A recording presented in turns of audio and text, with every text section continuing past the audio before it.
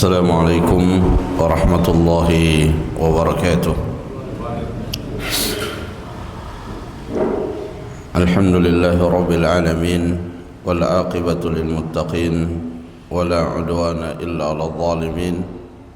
أشهد أن لا إله إلا الله وحده لا شريك له وأشهد أن محمدا عبده ورسوله. اللهم صل على محمد وعلى آله وصحابته ومن سار على نهجه واهتدى بهديه واستنى بسنته إلى يوم القيامة.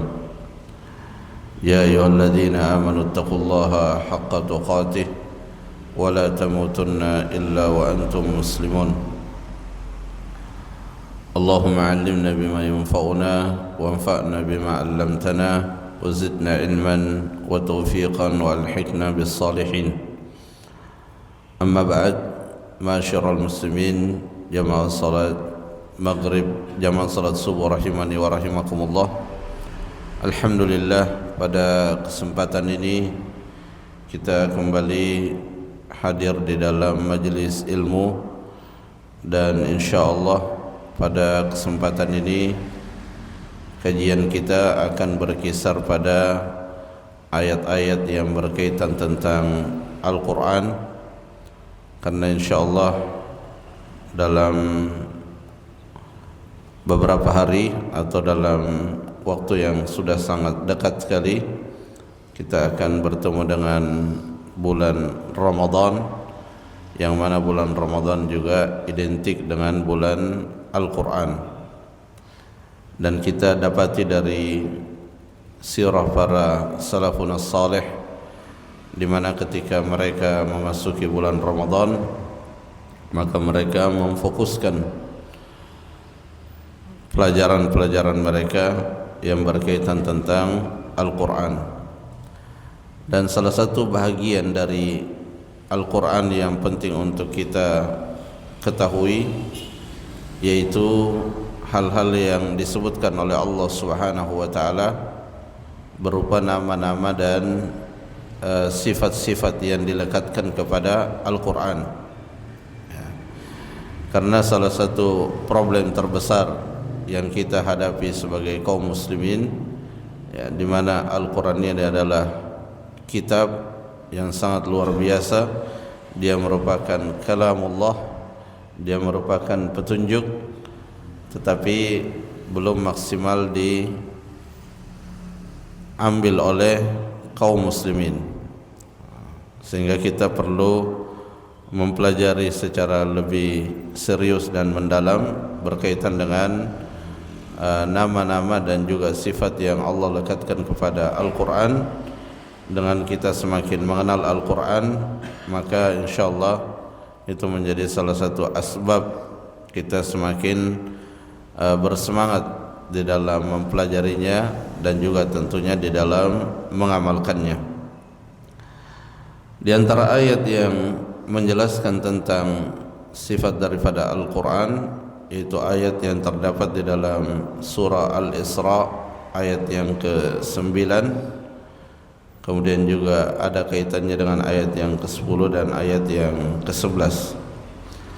Allah Subhanahu wa taala berfirman, "Inna hadzal Qur'an yahdi lillati hiya aqwam wa yubashshirul mu'minina alladhina ya'maluna as-salihat anna lahum ajran kabira wa anna alladhina la yu'minuna bil akhirati a'tadna lahum 'adzaban alima wa yad'ul insanu bisyarri du'aahu bil khair wa kana al insanu 'ajula."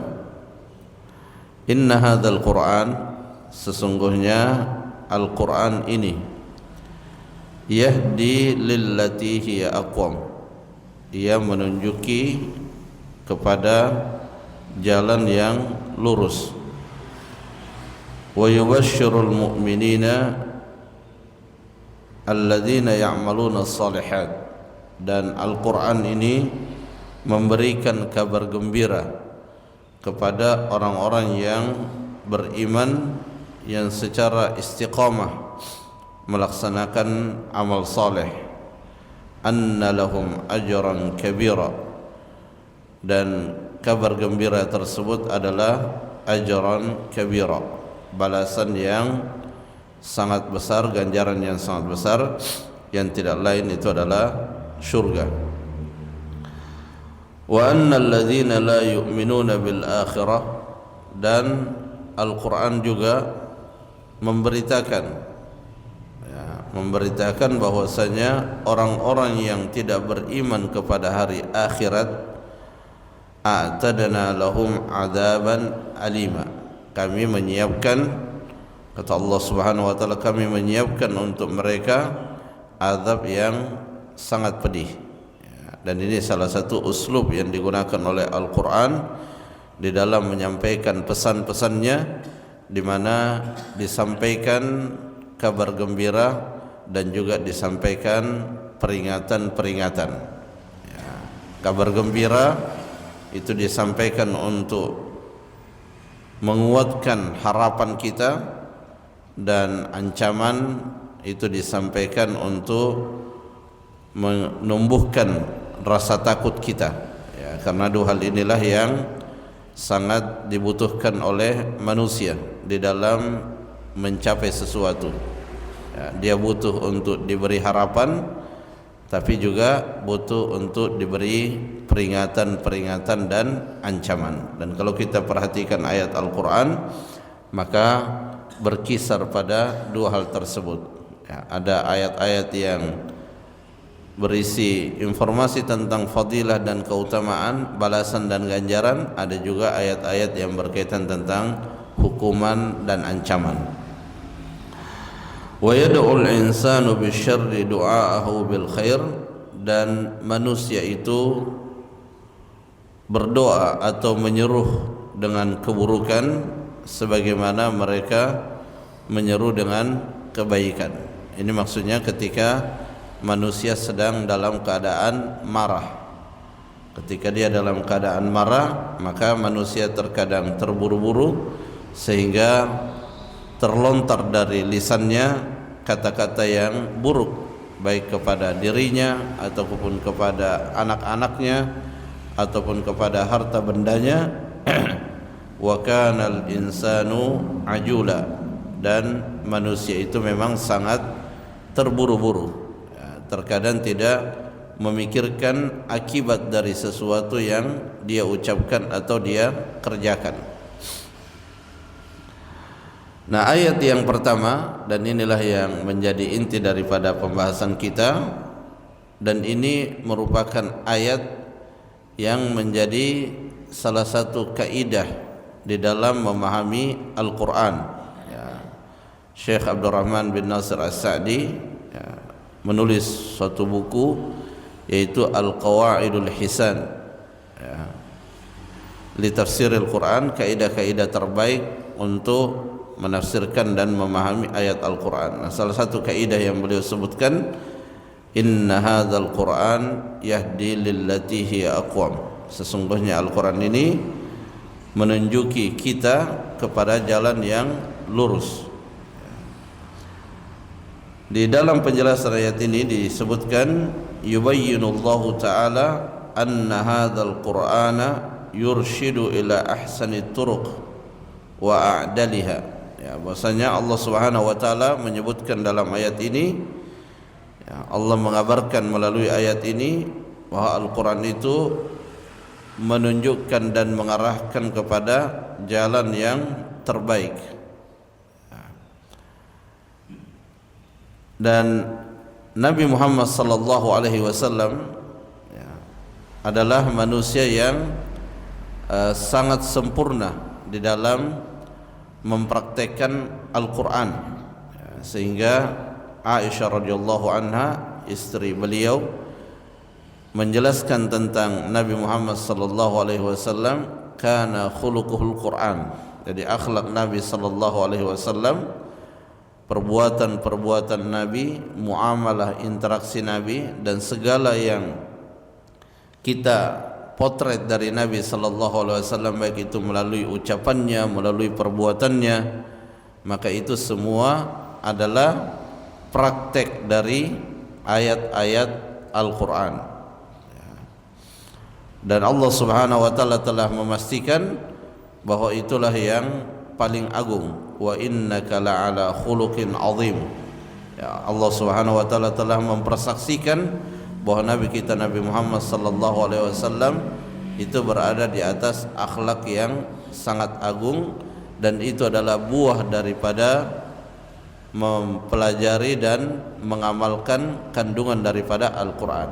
Artinya bagi siapa saja yang ingin mengikuti Nabi Muhammad sallallahu alaihi wasallam, ingin memiliki akhlak yang mulia, ingin memiliki segala kebaikan dalam semua aspek, ya, dalam hal ibadah, dalam hal akidah, dalam hal akhlak, dalam bidang apa saja dalam kehidupan ini, maka jalan yang telah ditunjukkan itu adalah dengan mengikuti Al-Quran dan tentunya juga sunnah Nabi sallallahu alaihi wasallam.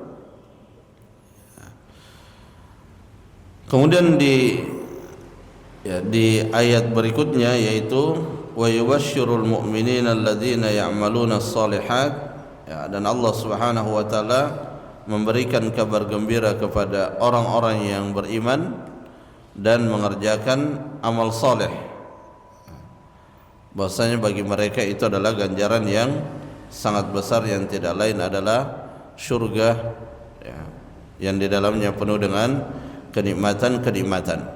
Nah, ini adalah ayat yang masih berkaitan dengan ayat yang sebelumnya, ya, bahwasanya ketika seseorang itu benar-benar mengamalkan Al-Quran, ya, maka tentunya secara otomatis ia akan tersibukkan dengan amal soleh, ya, karena sumber daripada amal soleh itu adalah Al-Quran, ya, Al-Quran dan sunnah Nabi sallallahu alaihi wasallam.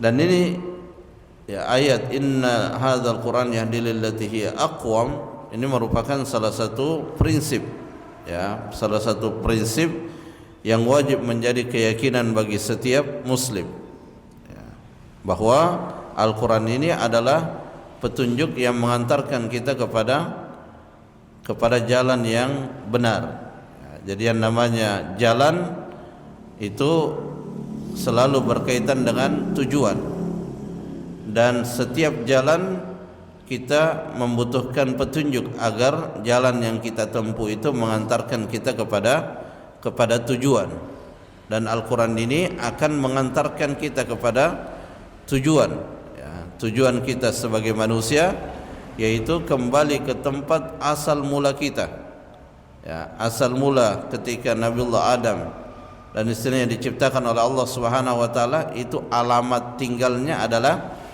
di surga, ya, itu alamat tinggal asalnya manusia itu adalah di surga.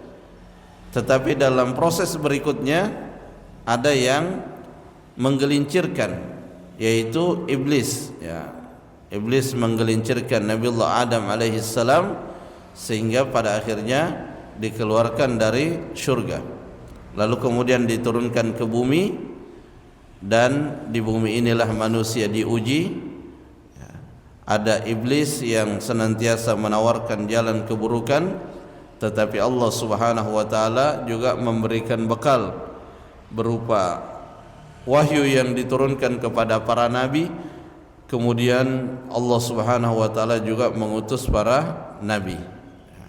Bermodalkan wahyu tersebutlah kita semua berkesempatan untuk kembali ke tempat kita semula, ya, tempat asal dari kakek kita Adam alaihi salam, yaitu surga, ya. Dan Allah Subhanahu wa taala menjadikan Al-Quran ini sebagai petunjuk, ya, yahdi, ya, dia memberikan petunjuk agar jalan yang sudah kita tempuh, ya, jalan yang Allah telah berikan kepada kita, yaitu jalan Al-Islam, ya, kita benar-benar bisa berjalan di atasnya tanpa berbelok ke sana kemari yang menyebabkan kita meninggalkan jalan tersebut, ya, karena yang namanya petunjuk, ya, sebagaimana dijelaskan oleh Syekh As-Sa'di rahimahullah, itu ada dua, ya, ada hidayatun ila tariq dan ada hidayatun fit tariq. Ya, ada petunjuk menuju jalan dan ada petunjuk ketika kita sudah berada di atas jalan. Jadi kalau kita ingin menuju satu tempat, maka yang pertama adalah kita harus tahu di mana jalannya. Ya. Setelah kita ketahui jalannya, maka kita masih butuh petunjuk lagi, petunjuk ketika berada di atas jalan tersebut. Karena ketika kita menempuh suatu jalan, maka terkadang ada belokan ke kanan, ada belokan ke kiri. Maka kita butuh petunjuk. Ya, kita butuh petunjuk agar kita tidak salah, agar kita tidak berpindah jalan.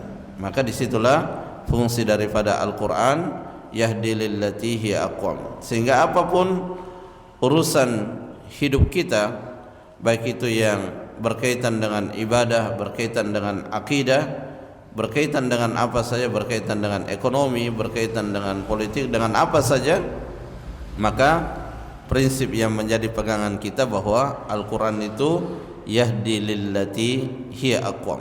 Ya, sehingga ketika ada jalan-jalan lain yang ditawarkan tetapi jalan itu menyelisihi daripada Al-Quran, maka kita harus yakini dan pastikan jalan itu tidak akan mengantarkan kepada kebaikan.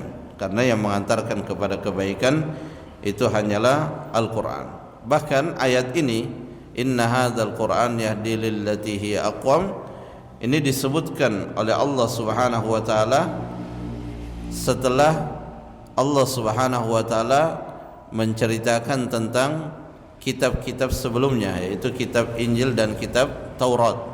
Ya, menceritakan tentang kitab Taurat yang Allah Subhanahu wa taala turunkan kepada Nabiullah Musa. Dan Allah mengatakan bahwa Al-Quran ini aqwam, ya, dia lebih baik, ya, dia lebih baik daripada kitab-kitab yang sebelumnya.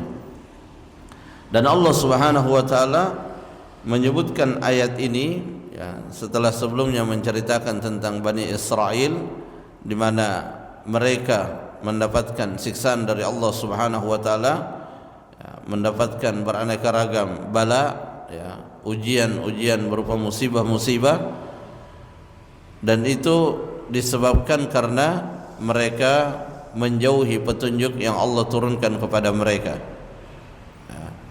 Maka Allah Subhanahu wa taala menyampaikan ayat ini untuk mengingatkan kepada segenap kaum muslimin, ya, bahwasanya jika mereka ingin terbebas sebagaimana yang dialami oleh orang-orang Yahudi dan Nasrani, maka hendaknya mereka mengikuti petunjuk yang ada di dalam Al-Quran. Ya, di dalam tafsir Al-Muharrar disebutkan fa akhbaru bi anna fil Qur'ani ma ya'simuhum 'anil wuqu'i fi ma waqa'a fihi Banu Israil.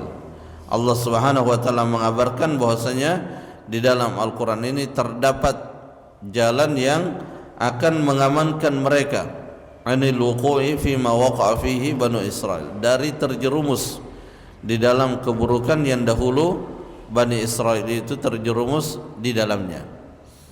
Ya. Inilah yang penting untuk kita pahami berkaitan dengan Al-Quran. Dan di bulan suci Ramadan, ya, selain kita berpuasa, ya, kita melakukan qiyam Ramadan, maka juga kita mendekati Al-Quran, ya, memperbanyak berinteraksi dengan Al-Quran dengan membacanya, ya. Dan Syekh Ibn Utsaimin rahimahullah di dalam kitab beliau Majalis Syahr Ramadan itu menyebutkan bahwa membaca Al-Quran itu ada dua, ya, tilawatu hurufihi wa tilawatu ahkamihi, ya, membaca huruf-hurufnya yang mana itu mendatangkan pahala yang sangat besar, dan yang kedua adalah membaca hukum-hukumnya, yaitu mempelajari makna-makna yang ada di dalamnya, dan itu akan menjadi sebab kita mendapatkan keberkahan daripada Al-Quran yang lebih lengkap dan lebih luas. Ketika kita membacanya, kita mendapatkan keberkahan dari sisi pahalanya setiap huruf, ya, di mana tidak ada tulisan yang kita baca yang diberikan ganjaran pahala kecuali Al-Quran. Hadis tidak seperti itu. Bahkan hadis qudsi sekalipun itu tidak diperlakukan sebagaimana Al-Quran. Jadi orang membaca hadis qudsi, dia tidak mendapatkan pahala dengan hitungan hurufnya. Dia akan mendapatkan pahala kalau dia niatkan untuk suatu kebaikan. Ya. Tetapi membaca Al-Quran itu secara otomatis dia menjadi ibadah. Ya. Bisa kita baca di dalam, bahkan diperintahkan untuk kita membacanya di dalam ibadah yang paling agung, yaitu salat. Ya, sedangkan dan itu tidak tergantikan, ya, karena hadis tidak bisa kita baca di dalam salat kita untuk menggantikan Al-Quran. Jadi keberkahan dari sisi pahalanya, dan itu sangat dianjurkan untuk kita melakukannya selama bulan suci Ramadan, ya.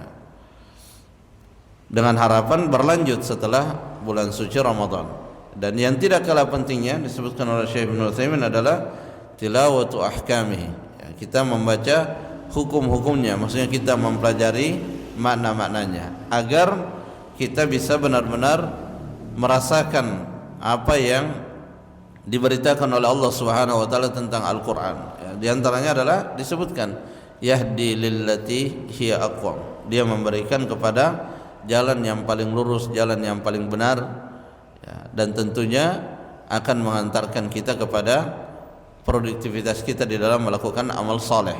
Ya. Kemudian disebutkan juga di dalam Al-Quran bahwa Al-Quran itu adalah mubarak, kitabun anzalnahu ilaika mubarak. Kemudian disebutkan juga bahwa Al-Quran itu qaf wal Quranul Majid, ya. Dan banyak sifat-sifat yang disebutkan tentang Al-Quran, ya, mulia, agung, ya, furqan sebagaimana disebutkan di dalam surah Al-Baqarah.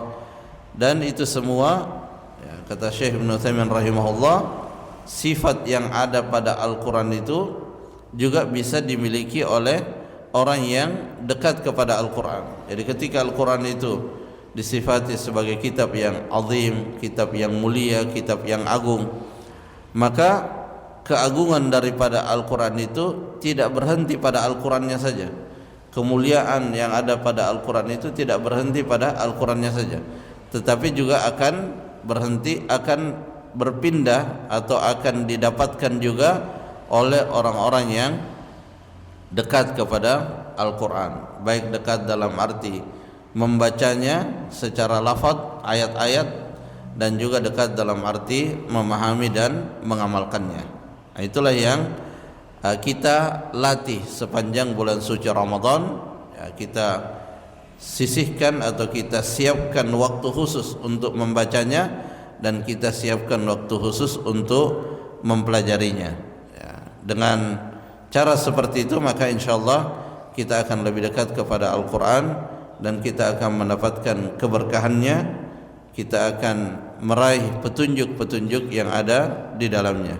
Sehingga insyaallah kehidupan kita akan lebih berkualitas, ya, karena kehidupan yang berkualitas itu adalah kehidupan yang di bawah naungan petunjuk daripada ayat-ayat Al-Quran. Insyaallah di pertemuan berikutnya kita akan menjelaskan tentang bagaimana langkah-langkah yang kita tempuh agar kita benar-benar dinilai sebagai ahlul Quran, alladzihum ahlullahi wa khassatuh. Ya, bagaimana kita meraih predikat sebagai ahlul Quran, karena ahlul Quran kata Nabi sallallahu alaihi wasallam itu adalah ahlullahi wa khassatuh. Mereka adalah kerabat, mereka adalah orang-orang yang sangat dekat kepada Allah Subhanahu wa taala. Dan semoga Allah Subhanahu wa taala memberikan kepada kita taufik, dan kita disampaikan kepada bulan Ramadan, dan diberikan taufik di dalamnya untuk bisa maksimal di dalam melaksanakan amal-amal soleh, sehingga selesai dari bulan Ramadan kita benar-benar meraih predikat yang dijanjikan oleh Allah Subhanahu wa taala, yaitu menjadi orang-orang yang bertakwa. Semoga bermanfaat. Wallahu taala a'lam bissawab. Subhanakallahumma rabbana wa bihamdik, asyhadu an la ilaha illa anta, astaghfiruka wa atubu ilaik. Assalamualaikum warahmatullahi wabarakatuh.